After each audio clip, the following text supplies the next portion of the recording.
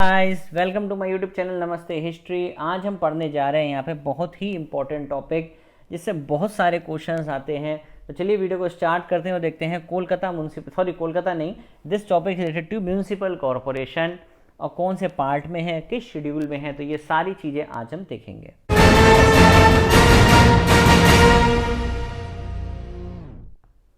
अब देखो, सबसे पहले अगर हम बात करेंगे तो यहाँ पे भाई ये सब पूरी सारी स्लाइड इंपॉर्टेंट है, मैंने ज़्यादा कुछ नहीं लिया है। पार्ट 9A में दिया हुआ है municipalities given by 74th amendment act 1992 under schedule 12, जिसमें 18 फंक्शनल आइटम्स हैं। तो देखो, पहली बात यहाँ आती है कि पार्ट 9A में है, 74th अमेंडमेंट 1992 से डील करता है, और शेड्यूल नंबर 12 में है जिसमें 18 फंक्शनल आइटम है। अगर पंचायत की बात करोगे ना आप लोग, तो पंचायत हमारा किसमें था? पंचायत था आपका शेड्यूल नंबर 11 में, जिसमें 29 आइटम्स थे। ठीक है, और ये हमारा किस में है? ये है आपका शेड्यूल नंबर 12 में, जिसमें सिर्फ 18 फंक्शनल आइटम्स हैं। ठीक है, ये हमको याद रखना है। फिर ये पार्ट 9A में आता है जो आर्टिकल डील करते हैं 243P से 243ZG तक।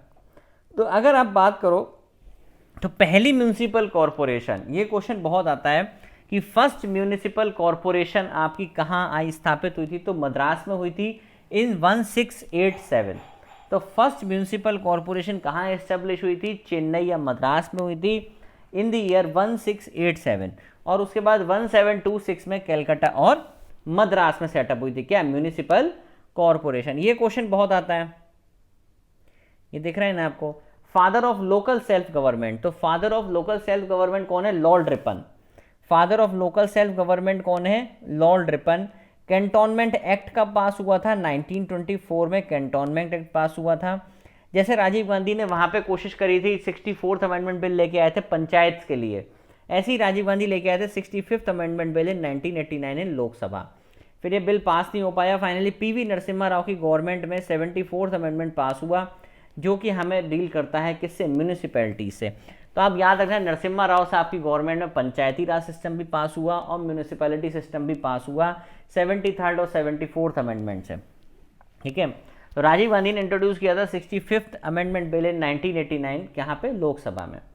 अब देखो, 74th amendment provide for 3 type of municipality. सबसे पहले यहाँ से चलेंगे। म्यूनिसिपल कॉरपोरेशन ऐसी जगहों पे होती है जहाँ पे पॉपुलेशन 10 लाख से ज़्यादा हो, वहाँ म्यूनिसिपल कॉरपोरेशन होती है। फिर म्यूनिसिपल काउंसिल, ये ऐसी जगह पे होती है जहाँ 1 लाख से 10 लाख के बीच की पॉपुलेशन हो। और एक आती है नगर पंचायत। नगर पंचायत एक ट्रांजिशनल फेस है। नगर पंचायत मतलब ऐसी जगह जो रूरल से अर्बन में कन्वर्ट हो रही है, उसे हम क्या बोलते हैं? नगर पंचायत। तो 3 पार्ट में डिवाइड होती क्या? म्यूनिसिपैलिटीज। ये ध्यान रखना है, म्यूनिसिपल कॉरपोरेशन, म्यूनिसिपल काउंसिल और क्या? नगर पंचायत। ये वहाँ होती है म्यूनिसिपल कॉरपोरेशन जहाँ पे 10 लाख से ज़्यादा की पॉपुलेशन हो, वहाँ पे क्या रहेगी? आपकी म्यूनिसिपल कॉरपोरेशन। और म्यूनिसिपल काउंसिल कहाँ होती है? जहाँ पे हमारे 1 लाख से 10 लाख के बीच की लगभग पॉपुलेशन हो, वहाँ पे ये रहती है आपकी। ठीक है, म्यूनिसिपल काउंसिल। और नगर पंचायत एक ट्रांजिशनल जोन है। ठीक है, अब देखो, अब रिलेट करेंगे इसको किससे? पंचायती राज सिस्टम से। तो 243 में वहाँ क्या गिवन था? डेफिनेशन। यहाँ 243P में भी क्या गिवन है? डेफिनेशन। ठीक है, ये ध्यान रखना है कि 243 उधर भी डेफिनेशन थी और यहाँ भी 243P से शुरू हो रहा है, तो सबसे पहले यहाँ भी क्या है? डेफिनेशन ही है। ठीक है, डेफिनेशन में बताया है कमेटी का क्या मतलब होता है, डिस्ट्रिक्ट का क्या मतलब होता है, मेट्रोपॉलिटन एरिया का मतलब क्या होता है, म्यूनिसिपल एरिया क्या होता है। ये ध्यान रखना है, म्यूनिसिपल एरिया को नोटिफाइड कौन करता है? गवर्नर करता है। ठीक है, पंचायत का मतलब क्या है, पॉपुलेशन का मतलब क्या है, ये सब चीज़ें इसमें गिवन है 243P में। ठीक है, अब देखो वहाँ पे क्या था? 243A में क्या था? ग्राम सभा गिवन थी। ठीक है, यहाँ 243Q में क्या गिवन है? कॉन्स्टिट्यूशन गिवन है। वहाँ पे कॉन्स्टिट्यूशन किस में गिवन था? वहाँ कॉन्स्टिट्यूशन गिवन था 243B में। ठीक है, यहाँ किस में गिवन है? Q में गिवन है। और ये मैं पहले ही बता चुका हूँ आपको, मैंने अभी पहले बताया, ये तीनों पॉइंट बता दिए थे 243B में जो लिखे हुए हैं ये कॉन्स्टिट्यूशन में। नगर पंचायत, म्यूनिसिपल काउंसिल और म्यूनिसिपल कॉरपोरेशन, ये मैं पहले ही बता चुका हूँ। और इसको नोटिफाई कौन करता है? गवर्नर करता है। ठीक है, साइज कैसा है एरिया का, एरिया कितना बड़ा है कितना छोटा है, पब्लिक नोटिफिकेशन जारी करेगा। और in this article transitional area मतलब कि स्मॉल अर्बन एरिया और a large urban area means such areas the governor may have regard to population of the area, density of the population, revenue कितना आ रहा है, the percentage of employment in non agricultural activity कितना है, इन सब चीज़ों को देखते हुए वो गवर्नर साहब नोटिफाई करते हैं एरियाज को। तो 243 क्यू में, वहाँ पे 243 बी में कॉन्स्टिट्यूशन था, यहाँ 243 क्यू में कॉन्स्टिट्यूशन है। ठीक है, अब देखो, अब इसका सीधे हम पहुँचेंगे इसमें 243 एस पे। अब वहाँ क्या था, अगर आपको याद हो तो 243 बी में क्या था, बी में था कॉन्स्टिट्यूशन, सी में था कंपोजिशन, डी में था रिजर्वेशन और ई में क्या था, ड्यूरेशन। तो यहाँ 243 एस में क्या है, एस में है वर्ल्ड कमेटी। बस ये मैच दी कॉलम में बहुत आता है, बहुत बार आता है। 243 एस दे देंगे, 243 जेड डी दे देंगे, 243 जेड ई दे देंगे, मैच करिए। 243 एस में क्या है, वर्ल्ड कमेटीज है। वर्ल्ड बनाते हैं ना, जैसे एक शहर होता है, एक शहर के अंदर बहुत सारे वर्ल्ड बन जाते हैं। ठीक है, इन वर्ल्ड से हमारे जो वर्ल्ड काउंसलर होते हैं वो इलेक्ट होते हैं और फाइनली ये सब मेयर का इलेक्शन करते हैं। ठीक है, तो इस तरीके से हमारा म्यूनिसिपल काउंसिल का हिसाब किताब चलता है। तो वार्ड कमेटी होती है जिसमें एक या उससे ज़्यादा वार्ड भी हो सकते हैं, जहाँ पे 3 लाख से ज़्यादा की पॉपुलेशन हो। Very important. तो वार्ड कमेटी कहाँ बनती है, जहाँ पे 3 लाख से ज़्यादा की पॉपुलेशन हो। द लेजिस्लेचर ऑफ स्टेट में by law make provision with respect to, अब ये क्वेश्चन आता है कि वार्ड कमेटी का कंपोजिशन या सीट्स वगैरह कैसे भरी जाएंगी, या कैसे किसी को वहाँ पे कौन कैसे रिप्रेजेंट करेगा। ठीक है, ये सब कुछ कौन डिसाइड करता है, लेजिस्लेचर ऑफ स्टेट। तो 243 एस याद रखेंगे, एस बहुत इंपॉर्टेंट है।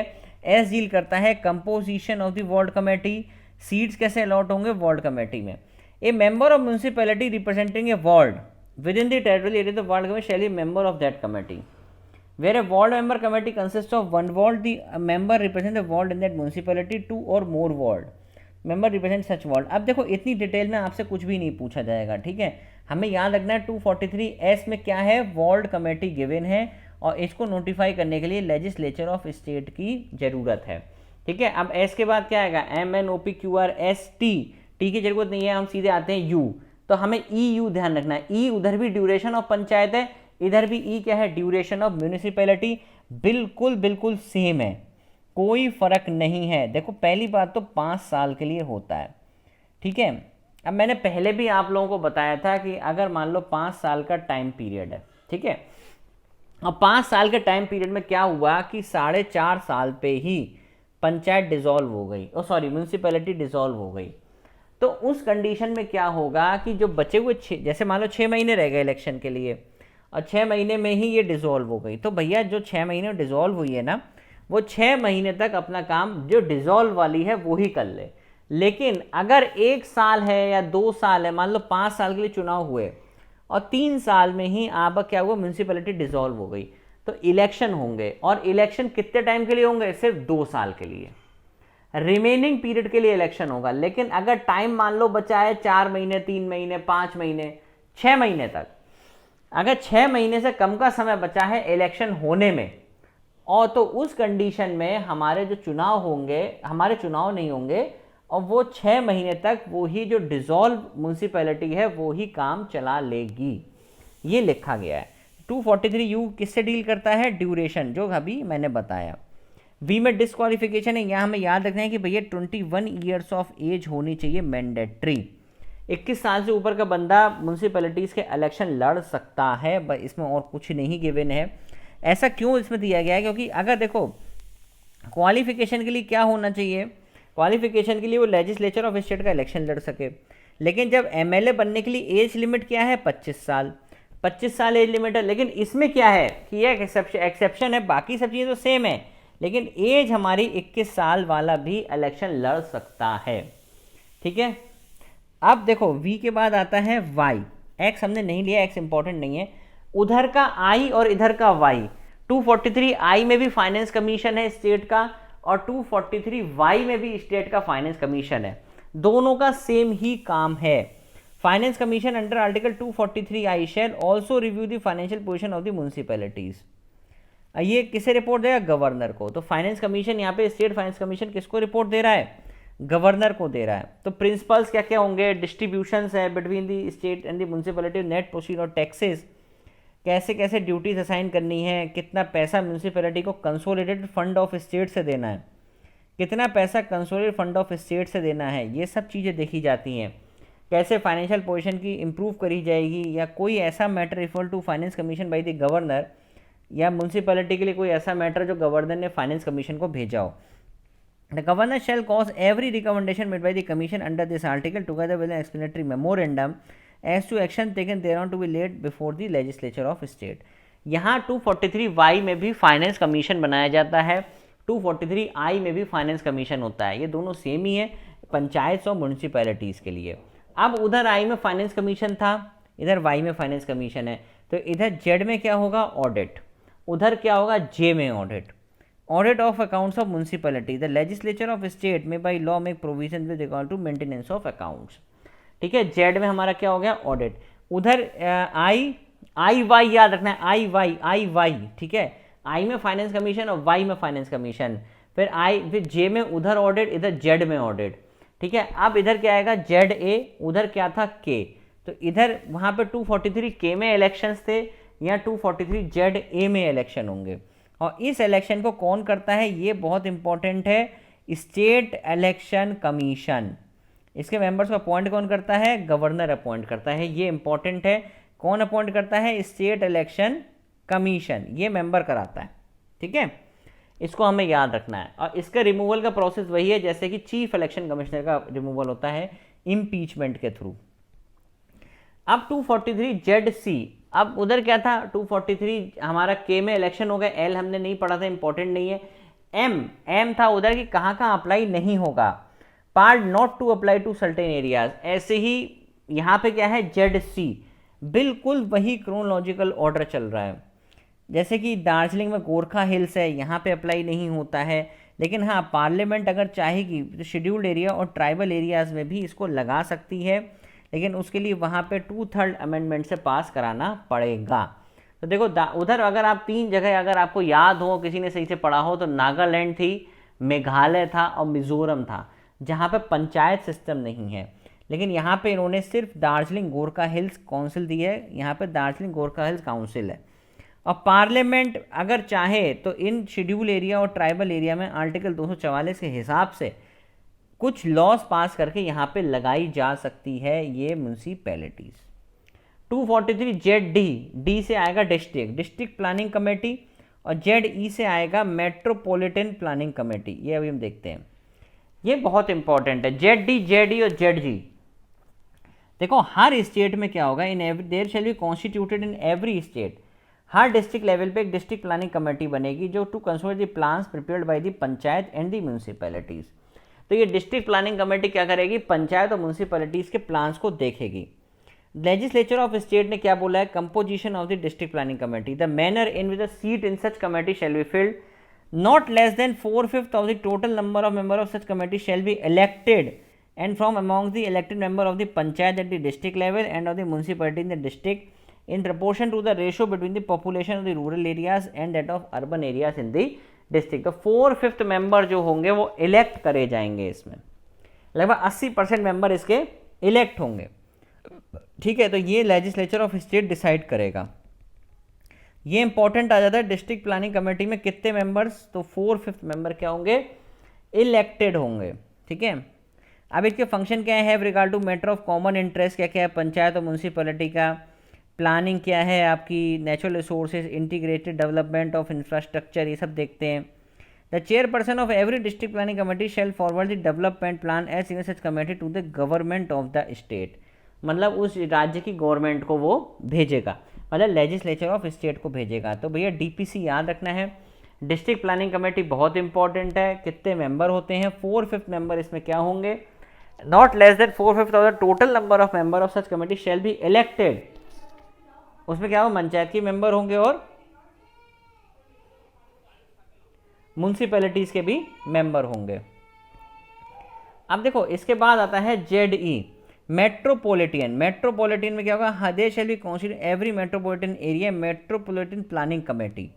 The legislature of state make by law with respect composition क्या होगा मेट्रोपॉलिटन कमेटी का, क्या मैनर है, सेम चीज़ है, पर इसमें ध्यान रखना 2/3 मेंबर होते हैं। 2/3 of the member of such committee shall be elected by among the elected member of the municipality and chairperson of the panchayat in the metropolitan area.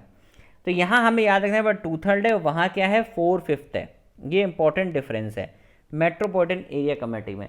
ZG में वही है कि भैया कोई भी कोर्ट इंटरफेयर नहीं करेगा, कोई भी कोर्ट इंटरफेयर नहीं करेगा इस इलेक्टोरल मैटर में। जैसे 243O था ना वहाँ पे, यहाँ 243 ZG है,